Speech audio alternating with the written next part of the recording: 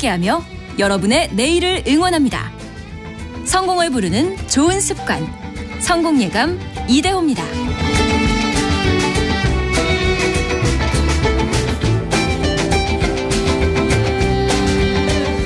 성공예감 이대호입니다. 2부의 문을 활짝 열겠습니다.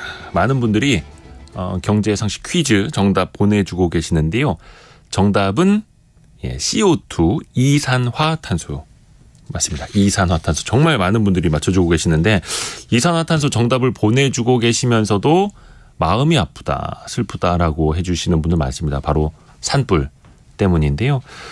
오늘 오전 10시를 기해서도 안양시, 하남시, 화천군 지역에 건조경보가 발효가 됐습니다. 지금 이 건조특보가 발효된 지역이 셀 수가 없을 정도입니다. 뭐 솔직히 다 기억은 못하는데 거의 그냥 전국이라고 생각해도 되지 않을까요? 많은 분들이 아까 어떤 분들 지나갔는데 자꾸 동네 어떤 할아버지가 쓰레기를 태우신다고 그거 진짜 안 됩니다. 차라리 그 봉투라도 좀 지원해드리고 싶다라는 분도 계셨었는데요. 정말로 조심조심 가야 됩니다. 증시 이야기 해볼까요? 오늘 코스피는 2481로 0.18% 오르고 있고요. 코스닥은 0.46% 오른 851.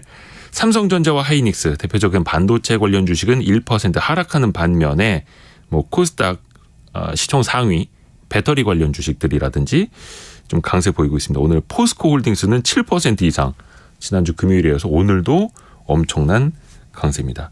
이번 주에 미국의 고용지표도 그렇고 삼성전자 실적 발표도 그렇고 중요한 이슈들이 많습니다. 그래서 오늘 개미스쿨 신영증권 리서치센터 김학균 센터장과 함께 이야기 나눠보겠습니다. 안녕하세요. 네, 안녕하십니까? 안녕하세요. 네. 최근에 보니까 이제 나스닥의 상승률이 상대적으로 다우나 S&P보다 압도적이더라고요. 네, 네.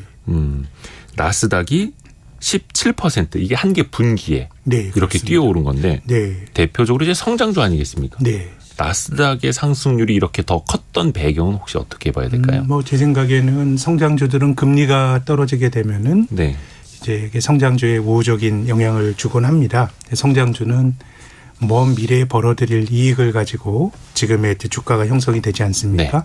그러다 보니까 이제 금리가 떨어지면 이제 금융 용어로 할인율이 낮아지면서 기업 가치가 높아지는 효과가 있기 때문에 금리가 올라가면 일반적으로 성장주 주가가 안 좋고 금리가 떨어지면 성장주 주가가 올라가는데 어쨌든 올 들어서 여러 가지 우여곡절이 있었습니다마는 미국의 긴축이 막바지 국면이다라고 하는 그 인식이 있었고요. 그래서 미국의 10년 만기 국채 수익률의 경우는 작년 말에 한 3.9% 근처까지 갔다가 지금 3.4%대니까 어쨌든 금리 떨어진 게 나스닥을 밀어올린 주된 동력이고요. 근데 좀 그거보다도 중요한 거는 작년에 많이 떨어졌기 때문이라고 봅니다. 지금 말씀하신 것처럼 금년 1분기에 17% 가까이 올랐는데요.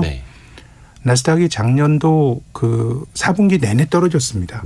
특히 2분기 때는 주가가 22% 넘게 떨어졌는데 금년 1분기에 나타났던 17% 상승이 최근 3년 내에 가장 많이 오른 건데요.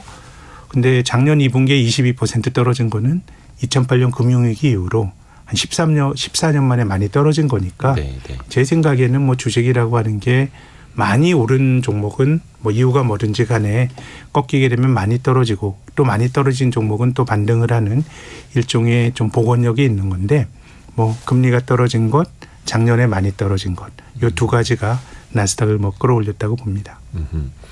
그러니까 금리 인상기에 기준금리 인상기에 가장 많이 떨어졌던 나스닥이 이제는 기준금리 어떻게 될지는 모르겠습니다만 어느 정도 다 올라와 있는 측면에서는 나스닥이 또 이제 상승을 하는 항상 이제 순환을 하게 되는 그런. 근데 우리나라 코스피도 거의 한 10% 정도 올랐더라고요. 1분기에만. 근데 그 상승률이 사실 그것도 나쁘진 않은데 코스닥에 가려졌습니다. 코스닥이 한 25% 급등을 했죠. 한 분기에만. 근데 거기 또 방금 제가 말씀해 드린 것처럼 코스닥 시총 상위 2차 전지주들이 몇몇 개 종목만 이제 급등을 하면서 이끌었던 효과도 있겠고 이건 좀 어떻게 평가를 하세요? 말씀하신 것처럼 올해 놓고 보면 투자자분들이 2차 전지 관련 주식이 가지고 계시느냐 없느냐에 따라서 수익률 편차가 굉장히 클 것 같거든요. 그래서 코스닥은 2차 전지 관련한 대형주들이 최근에 많이 생겨서 2차 전지가 많이 올라간 효과가 분명히 있고요. 또 뭐 저는 나스닥이 많이 그 오른 게 낙폭 과대라고 말씀드렸는데 네. 작년 한 해의 코스피는 24% 떨어졌고요. 예. 코스닥은 한 35% 떨어졌습니다. 이것도 역시 이 어떻게 보면 이제 주식이라고 하는 게 초기 국면에서는 이제 기술적으로 반등을 시작하다가 그 다음에 뭐 새로운 논리라든가 추가 상승의 동력이 있으면 추세가 바뀌는 건데 공이 높은 데서 떨어지게 되면 바닥을 튕기면서 처음에 많이 튀잖아요. 네. 그래서 저는 뭐 나스닥이나 코스닥이나 작년이 많이 떨어진 데 따른 어떤 기저효과가 분명히 있는 것 같고요. 네. 그래서 올해 주식시장을 전체적으로 보더라도 아마도 이런 생각을 하시는 분들이 많으실 겁니다. 경기가 안 좋고 또 이제 기업 실적이 이번 주 삼성전자 나오면서 1분기 실적 발표가 본격화될 텐데 기업 실적 전망치도 어둡거든요. 네. 근데 주식은 뭐 꾸역꾸역 미국이나 한국이나 비교적 괜찮게 올라가고 있거든요. 네. 일종의 좀 이제 눈에 보이는 현상과 주가가 불일치가 나타나는데 저는 뭐 작년에 많이 떨어진 기저효과가 분명히 있다고 봅니다. 이제 우리나라 올해 경제 성장률이 올해 시장에서 보는 한국의 경제 성장률 전망치가 한 1.4% 정도 될 것 같은데 네. 이게 역대 5번째로 낮은 성장률인데요. 네. 올해 경기가 굉장히 안 좋은 거죠. 근데 작년에 코스피가 24.9% 떨어졌는데 이거는 우리나라 코스피 만들어진 이후로 역대 4번째로 많이 떨어진 겁니다. 네. 그래서 이제 작년에 선행적으로 주가가 많이 밀리다 보니까 올해는 뭐 어지간히 나쁜 게 있어도 주식이 작년 하락하는 과정에서 악재를 많이 흡수한 측면이 있는 것 같고요. 네. 그래서 저는 뭐 올해 1분기의 성적표는 전체적으로 작년에 많이 떨어진 데 따른 기저효과, 많이 떨어진 게 더 많이 올라갔고 또 악재가 많아 보여도 작년에 떨어지는 과정에서 상당 부분 흡수하고 있기 때문에 조금 이제 경제라든가 기업 실적을 바라보는 우리 인식과 네. 주가가 약간은 이제 괴리를 나타내는 게 그런 이유라고 생각합니다. 국내 요인은 잠시 후에 한 번 더 다뤄보겠고요. 잠시 이제 뭐 미국이나 이런 쪽 동향을 한번 살펴볼게요. 지난주 후반에 이제 미국의 개인 소비 지출, 네. PCE라고 하는 그 2월 데이터가 나왔는데 시장 예상보다는 조금 낮게 나왔습니다. 네. 전월 대비 0.4를 예상을 했는데 0.3이 네. 나왔죠. 요거에 대한 평가는 혹시 어떻게 하고 계세요? 일단 뭐 물가가 뭐 평상시에 전월 대비 0.3 이렇게 오르는 것도 네. 실은 굉장히 많이 오르는 겁니다. 그렇죠, 이걸 그렇죠. 누적시키게 되면 연간으로는 3%가 넘어가는 네. 건데 이제 뭐 어느 정도 물가 상승이 그 합당한가에 대해서는 논란이 많지만 그래도 관습적으로 한 2% 물가 오르는 건 괜찮은 거야라고 하는데 네. 이제 우리가 이상적으로 생각하는 물가보다 한 2배 정도 지금 높은 페이스로 가는 거니까 네. 여전히 이제 물가 상승 압력은 큰데 이제 금융시장 입장에선 소위 이제 모멘텀이라고 하는 작년에는 물가가 뭐 그 한 달에 전월 대비 한 0.8, 0.9 오르다가 네. 이제 지금 이제 0.3까지 된 거니까 그래서 전체적으로는 물가가 높습니다만은 물가 상승이 꺾이고 있는 그런 상황이기 때문에 이제 금융시장에서는 좀 호재로 받아들여지는 측면이 있는 것 같고요. 네. 특히 최근에 뭐 여러 가지로 이제 뭐 미국의 실리콘밸리 은행이라든가 네, 네, 네. 은행들이 굉장히 어수선한 어려운 시기를 겪고 있기 때문에 물가 오름폭이 중앙은행이 생각하는 수준까지 둔화되진 않았지만 여타 뭐 다른 데서 어려움이 있는 거 생각을 하면 이 정도의 물가 상승률 둔화는 이제 연준이 이번 달에는 FOMC가 없고요. 5월 달에 금리 올리는 회의를 하는데 네. 뭐 한 번 정도 5월에 한 번 더 올리고 금리 인상이 마무리되는 거 아니냐. 뭐 이런 정도 기대를 가질 수 있는 뭐 이제 투자자들 입장에서는 뭐 그런 점에서 투자자들은 어떻게 보면 절대적인 상황보다 네. 이 세상이나 아니면은 그 경제가 어느 쪽으로 흘러가고 있느냐 뭐 이런 게 더 중요한 것 같아요. 네. 그렇게 본다 그러면 인플레이션 압박의 둔화를 확인시켜줬다는 점에서 뭐 이제 금융시장에서는 호재로 해석할 수 있다고 생각합니다. 5월에 한 0.25%포인트 한 번 올리고 네. 끝낼 수 있다. 뭐 지금 이제 시장 컨센서스도 그렇게 이제 형성이 되는 것 같더라고요. 근데 이제 우리가 저희가 몇 주 동안 계속해서 미국의 실리콘밸리 은행, 네. 또 스위스의 크레딧 스위스, 또 독일의 도이체방크 계속 짚어보고 있는데 거의 뭐 한 주에 하나씩 추가가 되는 것 같아요. 네. 미국의 그 최대 증권사죠. 찰스 슈왑. 네. 네. 여기까지도 좀 위기를 맞을 수 있다라는 보도들이 나오고 있어요. 네, 네. 찰스 슈왑. 여기는 그럼 어떤 이유에서입니까? 이게 뭐 주가로만 놓고 보면 예. 상당히 좀 이 회사가 어렵지 않겠는가라는 우려가 반영이 되고 있는데 네. 앞서서 올해 1분기에 미국 주식이 굉장히 좀 많이 올랐다고 말씀드리지 않았습니까? 네. 근데 찰스 수업 주가는 지금 40% 가까이 떨어졌습니다. 그러니까 이제 장 올라가는 것과는 전혀 반대로 예. 움직였던 거고, 물론 이제 찰스 수업 주가가 아직까지 부도 위험을 반영하고 있는 것 같지는 않습니다. 이제 뭐 강세장에서도 40% 떨어졌다 그러면 어지간히 이제 걱정이 많이 반영이 된 건데 네. 기업이 부도가 날 거다라고 생각하면 거의 주가는 0에 수렴하죠. 네. 실리콘밸리 은행이 이를테면 뭐 그 1달러 미만으로 떨어졌고 90% 떨어지고 그렇죠. 그리고 그 크레딧 스위스의 경우에도 1유로 밑으로 결국 떨어진 거 아닙니까? 네.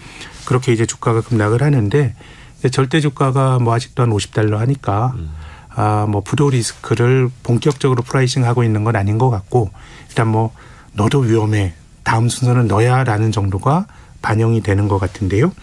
일단은 찰스 수왑도 외견상으로 보면 실리콘밸리 은행과 좀 유사한 것 같습니다. 우리나라도 이제 증권사들이 그 국채 투자 많이 하는데요. 네.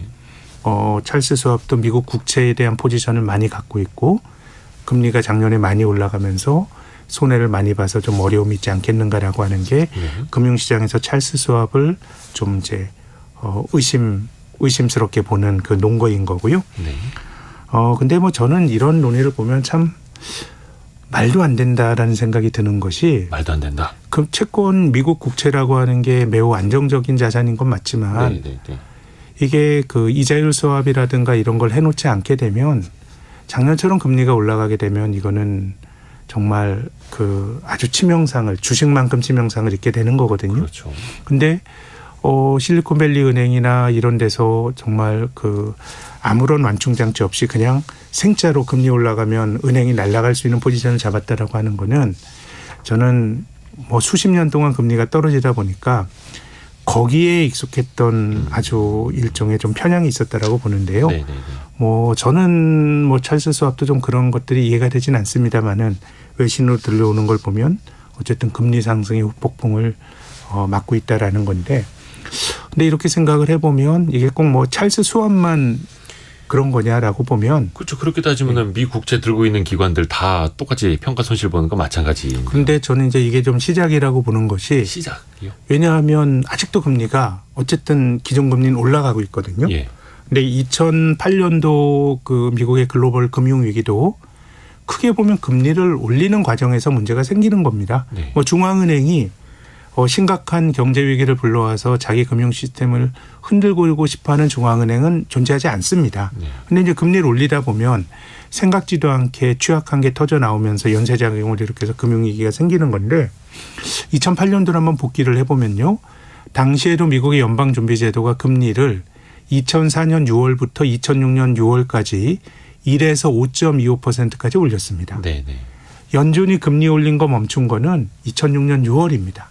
근데 우리가 뭐 서브프라임 베어스턴스가 파산하고 이런 거는 2008년도 3월부터 일이 벌어졌거든요. 베어스턴스부터. 네. 그러면 금리가 어쨌든 초저금리에서 금리가 높아졌어요. 네. 근데 금리를 낮추지 않고 금리가 높은 수준에서 계속 유지가 되면은 뭔가 부채를 많이 진 사람들은 계속해서 압박을 받는 거거든요. 예. 그래서 통화정책은 금리가 올려놓은 다음에 신용 리스크는 시차를 두고 나타나는 경향이 있는 것 같습니다. 그런 점에서 보면 미국이 5월 달에 금리 올리는 걸 멈춘다고 하더라도 아직 금리를 올리는 와중이거든요. 네. 그런 거라 그러면 저는 적어도 올해나 내년 중반까지는 금리가 떨어지지 않는 한 뭔가 좀 높은 수준의 신용시장에서의 압박이 있을 수 있다는 시각을 가지고 좀 봐야 되지 않을까 싶습니다. 안심할 수는 없다. 금융시장의 상황을. 뭔가 실리콘밸리 은행, 뭐 크레딧 스위스 뭐 이런 것들이 계속 돌출돼서 나올 수가 있겠죠. 그렇죠.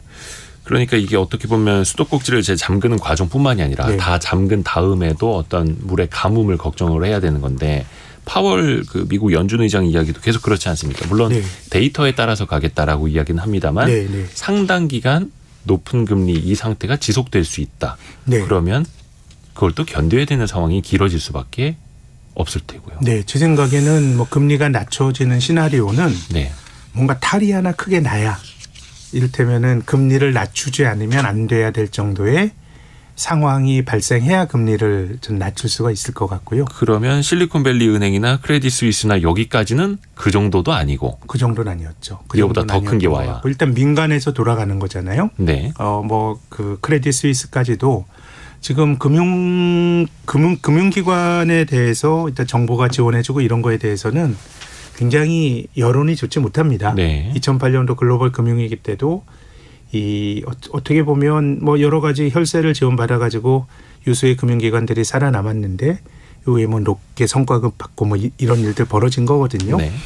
이제 그러다 보니까 공적인 자금 투입을 통해서 금융기관을 살리는 거에 대해서는 여러 가지 좀 정치인들도 걱정이 많은 것 같고 그래서 지금 이제 민간에서 수습을 하는데 네.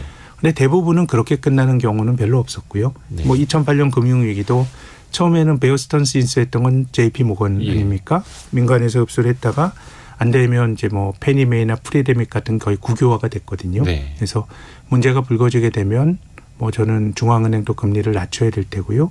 뭐 여러 가지 조치들이 나올 수는 있겠지만 이제 그런 조치들은 선제적으로 나오기보다는 상황이 충분히 나빠져야 그런 액션이 전 나올 거라고 봅니다. 근데 사실 이런 금융시장이 흔들리기 전에 네. 거시경제 지표가 나빠지면은 연준이 금리를 덜 올릴 거야. 아니면 네. 머지않아 금리를 내릴 수도 있어라고 이제 기대를 했던 요인 중에 하나가 바로 고용 지표잖아요. 네, 네. 파월 의장도 여러 차례 이야기를 했고 고용 지표가 안 좋아지고 뭐 실업률이 올라간다거나 임금 상승률이 떨어진다거나 실업수당 청구 건수가 늘어난다. 즉 실업자가 늘어나면 네. 그때부터는 금리 안 올리고 네. 혹은 내릴 수도 있을 텐데 근데 미국의 고용 지표는 굉장히 견조하지 그렇죠. 않습니까? 예. 실업률이 이번 주 금요일 날 미국의 그 3월 고용이 발표되는데 네. 실업률이 3.6%면 뭐 거의 완전 고용 수준이고요. 완전 거의 코로나19 전 수준이죠. 네. 또 임금도 안 올라가다가 뭐 전년 동을 비한 4% 정도 임금이 예. 올라가니까요. 뭐 이제 미국 고용 시장은 아주 뭐 뜨겁다고 말할 수가 있겠죠. 뭐 이게 뭐 여러 가지 요인이 있는데요. 저는 확실히 이민 정책도 영향이 있는 것이 네. 트럼프 때 문을 잡아놓은 것, 그 닫은 것도 있고 또 코로나라고 하는 게 또 이동을 막은 것도 있는데요. 미국의 신규 이민자 수가 뭐 매년 한 300만 명 정도고 고점까지 갔다 지금 한 100만 명 정도까지 네. 줄어들었으니까 네. 뭐 여러 가지 이유가 있겠습니다만은 뭐 상황이 나빠지게 되면 중앙은행이 그 금융 완화 정책을 하는 건 맞는데 그러기에는 미국 경제가 아직도 좀 뜨거운. 그래서 얼마 전까지만 하더라도 미국 경제가 연착륙하냐 경착륙하냐 이 소프트 랜딩이냐 하드 랜딩 하냐 이런 뭐 논란이 벌어지다가 착륙이 없어 노랜딩 뭐 이런 얘기도 나오지 않았습니까? 무착륙. 그렇습니다. 예. 근데 뭐 저는 뭐 그런 경제는 있을 수 없다고 보는데 네. 금리를 올리게 되면 실물 경제가 둔화되는 거는 좀 불가피하게 나타날 거라고 생각하는데 그걸 감안하더라도 지금 미국 경제는 비교적 탄탄해서 연준이 금리를 만약에 내린다 그러면 그것은 이제 뭐 거시경제 변수 탓이라기보다는 금융 시스템에서 교란이 나타나고 이거를 완화하기 위해서 금리를 내리지 않겠는가라는 생각입니다. 결국은 금융 시스템 측면에서 뭔가 이상 신호가 나오면 네. 그게 금리 인하의 트리거, 네. 방아쇠가 될 수 네. 있다라고 보시는 거고. 그러면 앞에서 말씀하신 것처럼 이번 주에 이제 매월 첫 주 금요일에 미국의 고용 지표가 발표가 되는데 이것도 사실 이제 주식 시장에서 계속 기대하는 거는 고용 지표 안 좋게 나와라. 네. 안 좋게 나와라 이건데 그런 측면에서 보면 아직은 별로 그걸 기대할 게 없다. 그럼요. 이번에도 뭐 실업률이 예상치는 3.6% 이월과 같고요. 비농업 부문 신규 취업자 수도 2월에 31만 개 일자리 늘었는데 3월에는 한 24만 개 정도 늘어나는 거니까 네. 통상 월 한 15만 개 정도 늘어나면 뭐 미국이 괜찮게 괜찮다. 고용을 만들고 있다라는 건데요. 그래서 이게 뭐 실물 경제가 하드 랜딩을 하게 되면 그것도 뭐 주식시장에 좋은 일은 아니겠지만 2008년 이후로 주가가 올라갔던 논리들 네. 어떻게 보면 2008년 금융위기 이후로 2021년까지 주식이 올라갔는데 이게 이제 19세기 중반부터 미국에 이 정돈된 주식시장이 생겼는데요. 그럼 미국 주식시장의 역사가 한 150년 되는데 2009년부터 2021년까지 나타났던 미국 증시의 강세는 150년 역사상 최장기간 그리고 상승률로도 최고 상승률이었거든요. 네. 근데 그럼 우리가 주가가 많이 올라가면 그동안에 미국 경제가 괜찮았겠거니 생각할 수 있지만 물론 이제 GDP 성장률만 갖고 한 나라 경제를 보는 것에 대해서는 또 여러 가지 반론이 있을 수도 있습니다만은 미국 증시가 그렇게 사상 최고의 강세장이었을 때 미국의 연평균 GDP 성장률은 1.6%밖에 못 올랐어요. 그거는 네. 2차 대전 이후로 대공황 이후로 가장 낮은 성장률이에요. 네. 그러면 그 기간 동안에 주식이 왜 이렇게 많이 올랐는가? 이건 뭐 나스닥의 그 기업들을 중심으로 혁신이 있었던 것도 있었지만 저는 초저금리라는 거 아니면 우리가 얼마 전에 경험했던 강세장을 설명 못한다고 봅니다. 그렇게 본다 그러면 지금은 뭐 미국 경제가 괜찮다고 하더라도 생각보다 괜찮다고 하더라도 그것이 미국 경제가 굉장히 좋았던 예를 들면 90년대도 미국이 그 IT 기술 혁신이 있었거든요. 네. 그때는 뭐 나스닥 주가도 많이 올랐지만 미국 경제 전체적으로 지금보다 훨씬 더 나았습니다. 네. 그렇게 본다 그러면 저는 지금도 자산 가격을 결정하는 힘은 뭐 실물 경제와 전혀 무관하다고 말하기는 어렵지만 결국은 금리가 가장 중요하고요. 그렇게 본다 그러면은 지금 미국 경제가 비교적 실물이 괜찮아서 연준이 금리를 올리는 것보다는 미국 경제가 좀 적당히 둔화되면서 금리를 안 올리는 게 자산시장에는 자산시장 호재로 받아들일 가능성이 있기 때문에 좀 미국 고용이 조금 이제 좀 둔화가 되는 게 뭐 그 국면에서는 또 주식시장이 호재로 해석할 것 같습니다. 역시 어떻게 보면 제 자산시장, 금융시장은 실물 경제보다는 돈의 힘에 따라서 더 많이 좌우가 네. 되게 되고 그래서 많은 분들이 항상 아니 경제는 이렇게 어렵다는데 왜 이렇게 뭐 주식시장은 좋은 거야 이런 네. 말씀 이제 하실 때가 많은데 항상 그게 같이 움직이지는 않는다라는 거 알아두시면 좋을 것 같고요. 앞에서 저희가 일부 때도 요즘에 이제 시중은행들의 대출 금리가 네. 하단 기준으로 3%대까지 내려왔다 이런 말씀을 전해드렸는데 네. 채권 금리가 내려가니까 대출 금리도 내려가는 거고 그렇죠? 그런데 예. 기준금리는 최근까지 인상이 되었는데 네. 이렇게 대출금리나 시장금리는 내려가고 있고 그러면 이걸 이제 어떻게 해석을 해야 될지 연준이나 한국은행은 금리 내릴 생각이 아직은 없는데 시장이 이제 앞서가는 것 아닙니까? 네. 그러니까 이거를 뭐 제 생각에는 통화 정책이 안 먹힌다 이렇게 말할 수도 있고요. 네. 그러니까 시장이 너무 앞서가는 거, 시장이 중앙은행을 또 압박하는 거고 어떻게 보면 저는 이제 뭐 시장이 중요해졌기 때문에 중앙은행도 나는 나대로 갈 거야라고 그 말하는 것보다는 어느 정도는 시장에 합당한 가이던스를 줘서 서로 소통하는 게 좋다고 생각하는데 네. 근데 본질은 중앙은행이 결정을 하고 시장이 그걸 쫓아가는 거거든요. 네. 근데 이제 작년에 파월 의장의 여러 가지 행보에 대해서 시장과 소통에 실패했다라는 말도 있고 네. 근데 뒤집어서 말하면 시장이 중앙은행을 못 읽었다라고 할 수도 있는 건데 저는 시장의 힘이 좀 커지면서 좀 욕심이 좀 너무 많은 것 같아요.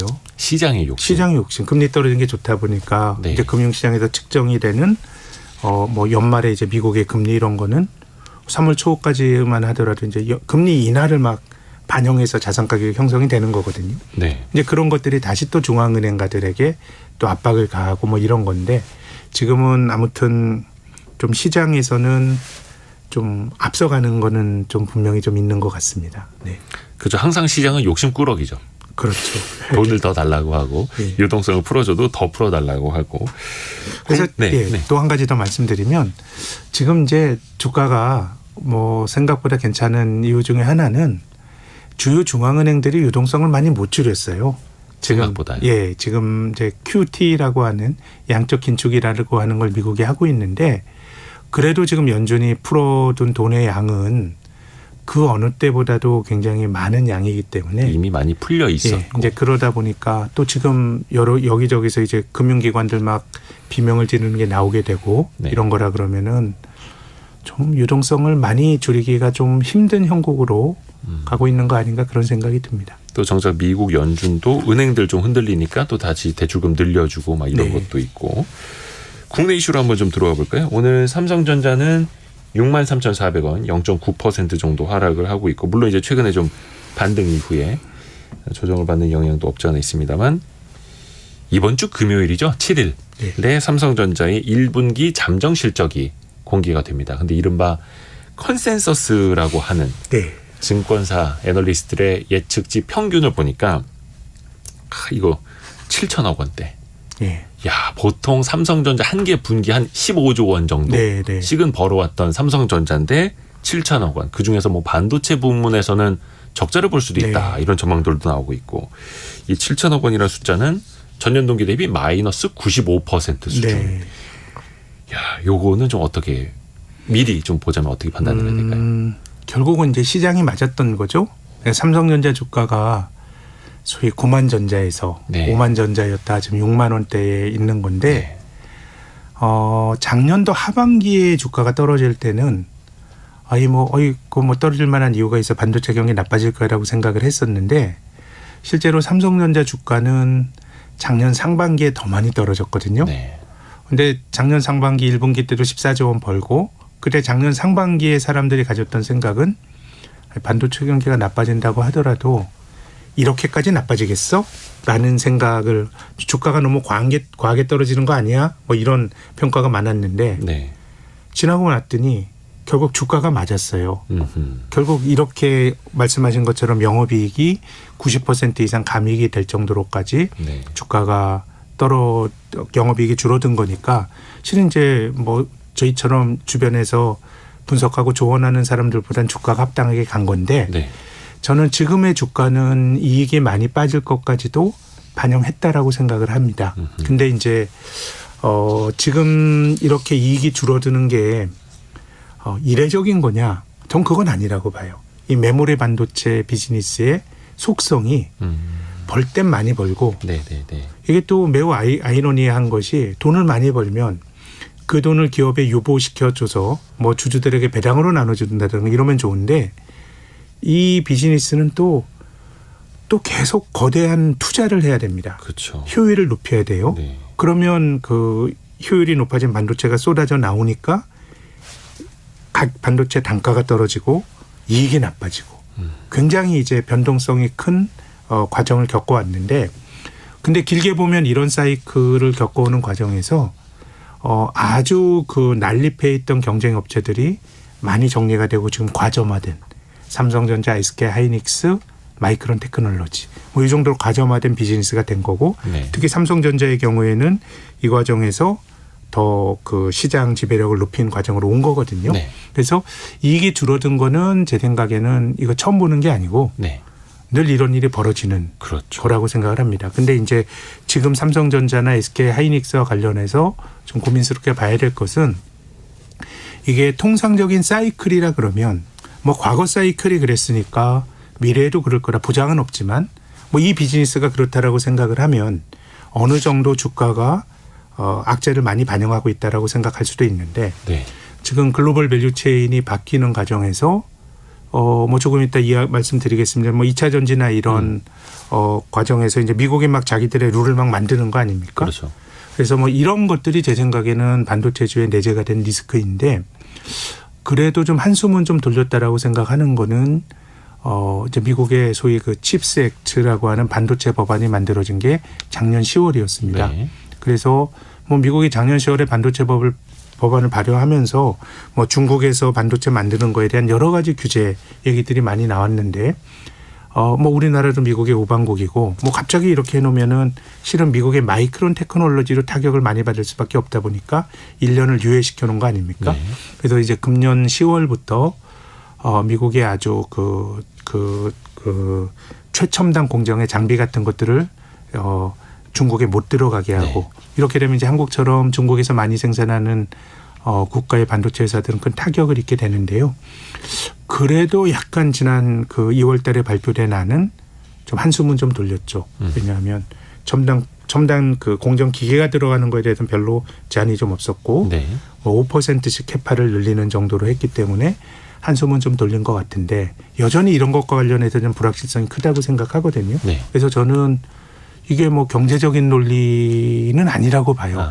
미국이 자기들에 맞춰서 뭔가 밸류체인을 재편하는 건데 이제 뭐 우리나라가 이제 G7 정상회의를 업적으로 가고 한미 정상회담도 있고 하니까 제 생각에는 이것이 통상적인 사이클이라 그러면 지금 좋은 게 없어 보여도 반도체 주식을 사면 낭패가 볼 확률은 굉장히 낮은 가격대까지 좀 간 거 아닌가라는 생각은 드는데요. 이제 그런 어떤 경제 외적인 부분에 대해서는 뭐 다른 영역에서 좀 불확실성을 좀 완화시켜줘야 되는 게 아닌가 생각합니다. 오히려 그 반도체 사이클은 어떻게 보면 실제 투자와는 반대로 가야 된다라는 걸 최근에 그럼요. 한 2년 사이에 많은 개인 투자자분들이 아마 배우셨을 거예요. 그럼요. 한 20년 보면 예. 감산한다 그럴 땐 주식을 사는 게 맞았고요. 예. 감산은 얼마나 어려우면 감산을 해요. 예. 그때 주식 사는 게 맞고 또 설비 투자를 늘린다 그럴 때 설비 투자는 기업이 미래가 가장 장밋빛으로 보일 때 설비 투자를 하고요. 예.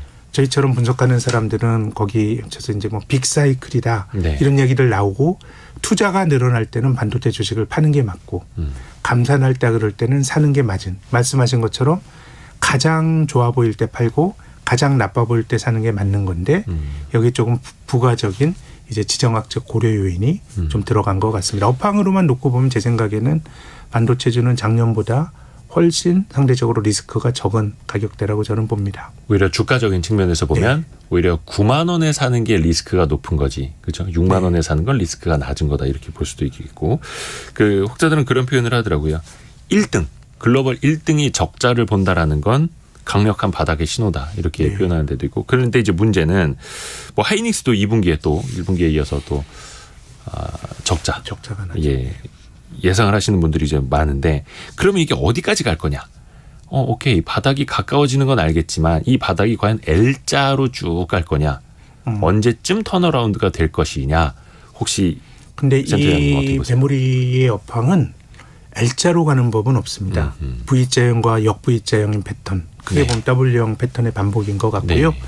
그래서 여기 뭐 지정학적 고려 요인이 필요하다는 말씀을 드렸고 또 한 가지 이제 중국이라고 봅니다. 지금 우리나라 대중 수출이 3월에도 뭐 호전이 안 되는데 사실은 이제 중국 수출이 잘 안 되는 이유 중에 하나도 반도체와 중국이라고 하는 나라 같이 겹쳐 있는 거거든요. 예. 근데 이제 중국이 경기가 그래도 좀 회복이 되고 이런 쪽으로 간다 그러면 제 생각엔 좀 시차를 두고 개선이 되지 않을까라는 생각은 드는데 그래서 반도체 업황을 놓고 보면 이게 뭐 지금만 놓고 보면 굉장히 한파가 온 것 같지만 이건 예전에도 우리가 기억을 못할 뿐이지 3, 4년 전에도 비슷한 겪은 겨울이라는 생각이 들고요. 네. 그래서 과거와 다른 사이클이 만들어지는 거는 본질적인 뭐 그 업종 내 이슈라기보다는 지정학적인 논리가 좋은 쪽이건 나쁜 쪽이건 영향을 줄 수 있다고 봅니다. 자, 그리고 잠깐 그 다른 쪽 이야기를 해볼게요. 반도체 말고 현대차는 최근에 이제 실적이 굉장히 좋을 걸로 예상이 되더라고요. 특히 네. 뭐 지난달에도 그렇고 자동차 수출 물량들이 상당히 좋았었고 현대차 1분기 영업이익 추정치 보니까 전년 동기 대비 45% 늘어난 2조 8천억 정도 그리고 LG 에너지 솔루션도 거의 한 2배 가까이 늘어날 걸로 컨센서스가 나오고 있는데 자동차, 네. 전기차 이쪽은 계속해서 좋은 신호들이 좀 나타난다고 보면 될까요? 네, 우리나라 뭐 자동차 완성차 업체가 글로벌 시장에서 잘하는 것도 있고요. 예. 다른 데보다 상대적으로 잘하고 있는 것도 있고 또 반도체 생산의 차량용 반도체 관련해서는 공급 차질 때문에 어려움을 겪었는데 뭐 이것도 작년 이맘때보다 많이 좀 그 개선이 되었기 때문에요. 그래서 뭐 올해 전체적으로 보면 그 자동차 회사들의 경우는 좀 이익이 좀 늘어나는 네. 몇 안 되는 업종이 될 것 같고요. 뭐 작년이 워낙 좋아서 조금 뭐 줄 수는 있지만 네. 전체적으로 이익의 레벨이 안정적으로 유지가 될 수 있는 것 같고 그리고 환율도 뭐 다시 또 1,300원에서 움직이다 보니까 상대적으로 환율 수혜도 좀 많이 볼 수가 있어서 뭐 자동차 쪽은 이익으로만 놓고 보면 뭐 비교적 괜찮은 몇 안 되는 그런 업종인 것 같습니다. 그리고 지난 그 주말 사이에 미국의 그 인플레이션 감축법 IRA와 관련된 이제 세액공제를 받으려면 이렇게 해야 된다. 세부 지침이 나왔더라고요. 네, 네. 그러니까 대표적으로 전기차는 미국에서 조립이 돼야 하는 거고. 네. 근데 우리가 이제 많이 또 새롭게 봤던 게 양극재와 음극재 이게 광물로 인정될 거냐 부품으로 인정될 거냐. 근데 네. 일단은 광물로 인정이 됐습니다. 네, 네. 이런 것들 조금 뭐 평가라든지 분석을 좀 부탁을 드릴게요. 일단 뭐 오늘 한국의 2차 전지 관련 주주들이 오르죠. 또 급등을 하고 있거든요. 예. 그러니까 이거는 뭐 새로운 내용이라기보다는 기존에 가졌던 그 예상했던 내용들이 비교적 무난하게 관철이 됐던 것 같습니다. 네. 그래서 이제 불확실성의 완화라는 정도로 해석을 하고 있는 것 같고요. 그래서 뭐 지금 아주 세세하게 말씀드릴 시간은 없습니다만은 이제 금융시장의 이 예상했던 예상치와는 거의 부합하는 정도였다는 생각은 들고, 근데 저는 이번에 좀 인상 깊게 봤건 일본인데요. 일본이요. 이게 기본적으로 이제 이것이 굉장히 정치적인 법안 아닙니까? 예, 그렇죠. 인플레이션 방지 법안이라고 하지만은 실은 인플레이션 방지와도 저는 별로 관련이 없다고 봐요. 네. 물론 자기들이 나중에 공급을 생산성을 향상시켜서 나중에 인플레가 떨어진 효과가 있는지 모르겠지만, 근데 이번에 미국의 적대적인 기업들 생산하는 부분들에 대해서는 규제가 들어가는데 그렇죠. 이거 발표가 없었고, 좀 인상적이었던 거는 일본의 우호적인 나라, 그러니까 미국의 우호적인 나라, 미국의 FTA 맺은 나라는 미국과 동일하게 보는 건데 일본이 미국과 FTA를 맺지 않았거든요. 아직은. 네. 근데 이제 광물 협정이란 거를 얼마 전에 맺었는데 예. 이것도 거의 뭐 FTA에 준하게 어떤 좀 그 혜택을 줬기 때문에 지금 돌아가고 있는 여러 가지 현상은 참, 예전에는 이제 뭐 정치적인 이해관계 이런 것들이 결국 경제적인 이해관계가 정치적인 이해관계를 좀 규정하는 거 아니냐 뭐 이런 시대가 한때 있었는데 네. 지금은 뭐 그런 것들보다는 뭐 정치 영역에서 많은 것들이 결정이 되고 이것이 또 경제에 영향을 주고 있구나, 또 이런 생각을 해봤습니다.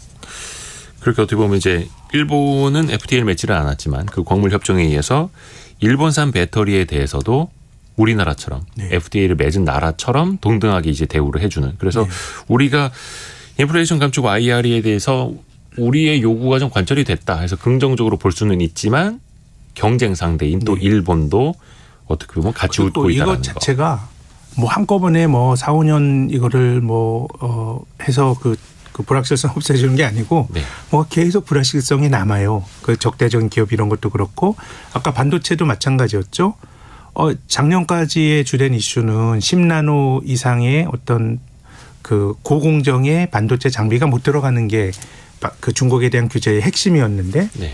뭐 이번에는 뭐 5% 이상 뭐 늘릴 수 있고 뭐 이런 정도의 뭐 이슈들이다 보니까 이게 뭐 계속해서 좀 가변적으로 막 바뀔 수 있는 이런 이슈란 생각이 들고요. 네. 그렇기 때문에 이거는 투자하는 사람들 입장에서는 아무튼 경제 이외에도 이런 정치적인 뉴스 플로우를 좀 잘 챙겨보셔야 될 것 같습니다. 뭐 이번에 그 IRA 전기차와 관련해서도 여전히 아직까지 뭐 불투명한 것들이 있다라고 생각이 듭니다. 그렇죠. 또 우리는 중국에서 가져오는 그 광물의 비중을 줄이고 그 이제 대체선을 빨리 찾아야 된다라는 숙제도 있고요. 네. 그리고 이제 많은 분들이 이거 제일 또 궁금해하실 것 같고 센터장님 입장에서는 제일 어려운 질문일 것 같은데, 앞에서 이제 반도체 주는 가격적으로 보면 리스크가 적은 투자다라고 말씀을 해주셨는데, 지금 이제 달리는 말은 누가 봐도 배터리 관련주고 또 최근에 보면 이제 자동차 관련 주식들도 실적이나 수출 데이터들이 잘 나오고 있고 이럴 땐 어디에 어떻게 투자를 하는 게 좋을지도 조언 좀 부탁드립니다. 잘 모르겠네요. 어쨌든 저는 그 2차 전지는 비교적 굉장히 괜찮은 비즈니스인 건 맞는 것 같고, 근데 주가도 그 좋은 것들을 상당히 많이 반영하고 있는 것 같고, 반도체는 거기에 비해서는 여러 가지 걱정이 많지만 주가는 또 걱정을 또 많이 반영하고 있는 것 같고요. 뭐 제가 개인적인 선호라 그러면 저는 뭐 후자 쪽을 택하겠는데 악재가 많이 반영된 걸 택하겠습니다만 이건 뭐 저의 선호인 거고, 악재가 많이 반영돼서 저렴한 주식. 근데 이제 투자의 정답은 없으니까. 그래서 저는 다만 한 가지 말씀드리고 싶은 거는, 아무리 좋은 비즈니스라고 하더라도 주가가 그것을 충분히 반영하고 있으면은 그 다음에는 좀 후폭풍이 늘 있었기 때문에 뭐 2차 전지 투자하시는 분들은 업황이나 이런 거보다는 이 좋은 것들을 지금 주가가 얼마나 많이 반영하고 있는가, 여기 좀 초점을 맞춰서 고민을 해보셔야 되지 않는가라는 조언은 꼭 드리고 싶습니다. 그래서 많은 분들이 2차 전지 관련주는 뭐 그냥 보유자들의 영역이다, 이런 표현도 많이 쓰시는 것 같습니다. 자, 오늘 개미스쿨 신영증권 리서치센터 김학균 센터장과 함께했습니다. 오늘도 좋은 말씀 감사합니다. 예, 감사합니다. 고맙습니다. 라디오 정보센터 가서 뉴스 한번 싹 정리하고 오겠습니다. 한국은행이 국회 기획재정위 소속 더불어민주당 양경숙 의원에게 제출한 자료를 보면 자영업자들이 받은 대출 규모가 1,000조 원을 넘어 증가세를 이어가고 다중 채무자 비중도 56%를 넘는 것으로 나타났습니다. 주택금융공사에 따르면 지난해 집값이 하락세로 전환됐지만 서울에서 중위소득 가구가 구매할 수 있는 아파트는 100채 중 3채꼴에 불과한 것으로 나타났습니다. 한국토지주택공사는 청년 등의 창업 지원을 위해 공공임대주택단지 내 근린생활시설인 희망상가를 시세보다 저렴하게 공급한다고 밝혔습니다. 올해 공급 물량은 전국 125개 단지 371호입니다. 편의점 GS25가 농식품 바우처 시범사업에 참여한다고 밝힘에 따라 취약계층 1인 가구 기준 월 4만 원이 지원되는 농식품 바우처를 편의점에서도 사용할 수 있게 됩니다.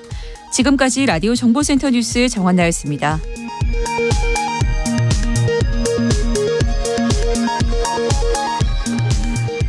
오늘도 아까 그 경제상식 퀴즈 정답과 함께 많은 분들이 또 이제 질문 올려주고 계시는데요. 곽지연 리포터가 질문 많이 취합하고 계시죠? 네, 그렇습니다.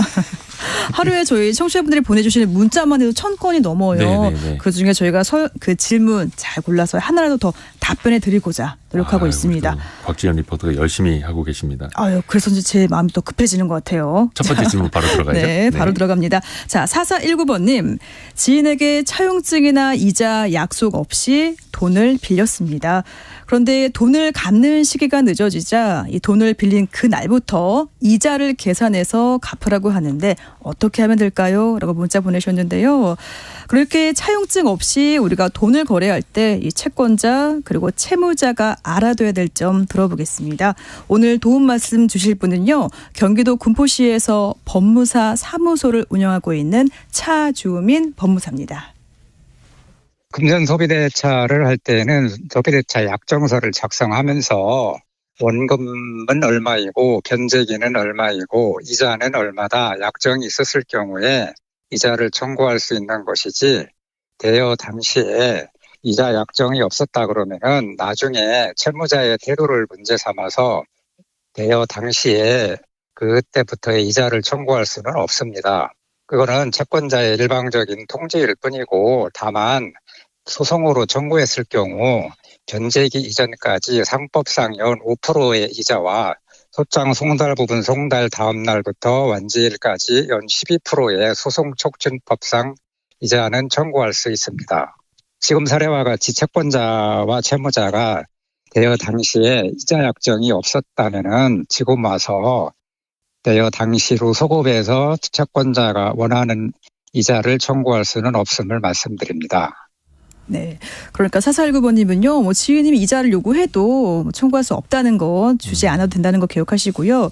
이때 우리가 또 돈을 또 반대로 빌려줄 때 꼭 차용증을 작성하셔야 되겠죠. 그렇죠. 뭐 얼마를 빌려줬는지 당연히 쓰시고요. 또 이자는 얼마 받을지, 또 변제 일자, 또 작성 일자, 또 서명 날인 하시고요. 또 차용증을 쓰지 않고 돈을 빌려줄 때는요, 증명할 수 있는 뭔가 증거를 남겨야겠죠. 네. 그래서 이분 같은 경우에는 그 계좌 이체하셨다고 해요. 통장 계좌 이체 내역, 그리고 문자, 또 메신저로 주고받은 내용, 그리고 녹취하거나 또는 증인이 있으면은 도움이 된다고 하고요. 그리고 돈을 빌려주는 채권자가 이 대부업이든 개인이든 연이율 20%는 넘을 수가 없습니다. 그러니까 20%가 넘는 이자를 받는 채권자는요, 형사처벌 받을 수가 있습니다. 그리고 그 이자율을 초과한 이자에 대해서는 또 무효가 되고요. 다음 질문은요. 자, 2459번님 시각장애인입니다. 이 장애연금과 노령연금을 같이 받을 수 있는지 아니면 선택을 할 수 있는지 궁금합니다 하셨네요. 아마 65세가 되시기 전까지는 장애연금을 받으셨을 거예요. 네. 근데 65세 때부터는 장애연금이 아니라 이제 국민연금을 노령연금으로 수급을 하게 되죠. 네. 두 가지를 다 동시에 받지는 못한다라고 합니다. 그러니까 쉽게 말하면 젊을 때는 장애가 있어서 일을 못하니까 그 소득을 좀 보전해 주는 성격이고 은퇴한 이후에는 다른 은퇴자들처럼 고령연금을 노령연금을 받으세요라는 취지입니다. 다만 소득이나 재산 상태에 따라서 기초연금은 같이 받을 수 있고요. 자세한 사항은 그 보건복지상담센터 국번 없이 129번으로 문의하시면 상담 받으실 수 있습니다. 네. 자, 다음은 청취자 김경태 님이 보내셨습니다. 공매도 이 기간 제한이 없는 게 문제가 아닌지 궁금합니다. 많은 분들이 이제 들끓고 있는 내용이죠. 그러니까 개인에게는 90일로 제한이 되는데 외국인 기관은 기간 제한이 없다. 근데 이것도 최근에 개인 투자자들에게 늘어난 겁니다. 기존에 30일이었는데 90일까지 늘어났고 만기 연장도 할 수는 있습니다. 다만 많은 개인 투자자분들이 문제 삼는 건 네. 아니 개인에게 90일, 900일, 9000일 이거 의미 없고 외국인 기관에게도 기한 제한을 둬라. 담보 비율도 그들은 더 낮지 않느냐. 공정하게 하자라는 거고. 네. 근데 정부는 이렇게 이야기를 합니다. 외국인이나 기관 투자자는 자본력이나 신용도 측면에서 개인과 다르다. 그렇기 때문에 차등을 두는 것이 오히려 합리적이다. 또 이렇게 정부는 반론을 하고 있습니다. 네. 자, 다음 질문은 8929번님이 보내셨습니다. KT 주주 운동을 해서 미리 투표한 주주는 어떻게 되는 건가요? 아마 그 전자투표를 하신 모양인데요. 네. 전자투표는 주총 열흘 전부터 그 전날 오후 5시까지 행사를 할 수가 있습니다. 그런데 KT의 사례처럼 특정 안건이 자동으로 폐기가 되면 그 부분에 내가 투표를 했던 거는 자동으로 또 무효가 되는 게 마찬가지죠. 네. 다만 새로운 안건을 올리려면 2주 전에 주총 2주 전에 공시를 해야 하는데요. 이번에 그런 새로운 안건은 없었고 기존 안건만 폐기가 된 거여서 기존에 했던 그 표결만 무효가 됐다. 이렇게 보시면 될 것 같습니다. 네, 그렇군요. 자, 다음도 이 KT 관련 질문입니다. 청취자 김재영님. 국민연금이 KT의 목소리를 내는 거는 일반적일까요?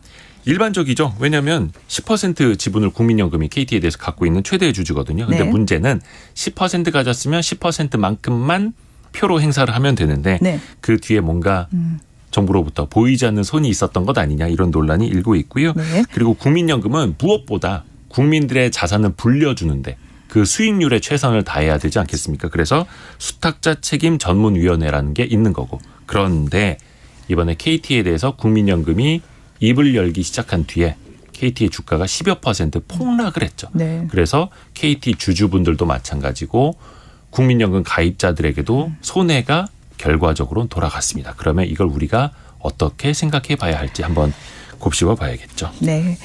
자, 다음은 6466번님이 보내셨어요. 은행 파산 사태가 그 코인에는 어떤 영향을 주는 건가요? 비트코인 가격이 최근에 많이 올랐는데 이거는 은행이 위기여서 비트코인이 대세가 되지 않겠느냐라는 평가도 있는 반면에 네. 반대로 은행들이 많이 흔들리니까 금리 인상이 이제 막바지에 온 것 아니냐. 그래서 그동안에 금리 인상으로 인해서 피해가 봤던 비트코인에게 코인유에게 기회가 되지 않겠느냐. 이런 것들이 복합적으로 좀 작용이 됐던 것 같습니다. 네. 자, 오늘도 2시간 바삐 달려왔는데요. 곽지연 리포터와도 여기에서 함께 좀 인사를 드리고 성공예감 저는 이대호였고요. 내일 아침 9시 5분에 여러분 다시 돌아오겠습니다. 성공예감은 오늘도 여러분을 응원합니다.